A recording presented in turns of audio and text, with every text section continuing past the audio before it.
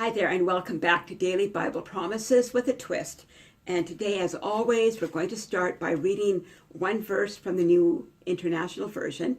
And today it is Hebrews 2:18. Because he himself suffered when he was tempted, he is able to help those who are being tempted. And to put this into context, we're going to be reading a few other verses, and I'm going to be using the New Living Translation, chapter 2 of Hebrews, verse 14 to verse 18. Because God's children are human beings made of flesh and blood, the Son also became flesh and blood. For only as a human being could he die, and only by dying could he break the power of the devil, who had the power of death. Only in this way could he set free all those who live their lives as slaves to the fear of dying. We also know that the Son did not come to help angels. He came to help the descendants of Abraham. Therefore, it was necessary for him to be made in every respect like us, his brothers and sisters, so that he could be the merciful and high priest before God. Then he could offer as sacrifice that he would take away the sins of the people. Since he himself had gone through suffering and testing, he is able to help us when we are being tested.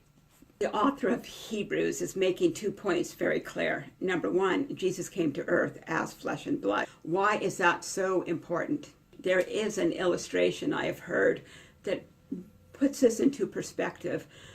Imagine you're walking along a forest path, and from your vantage, you can see just to your right that there is a huge drop-off. Now imagine that you see a trail of ants making their way across that path.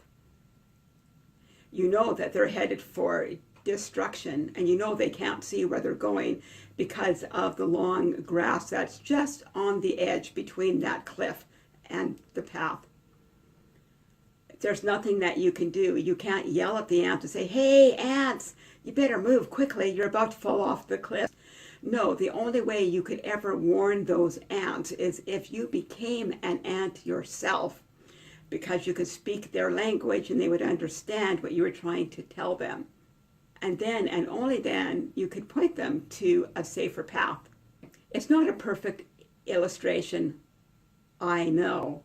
But that's basically what Jesus did. He came in human form and embraced for 33 years all the limitations that come with living in a finite body. He suffered and he was tempted just like us in order that he could die for us and restore us to the one who wants to bring us back into all that he created us to be.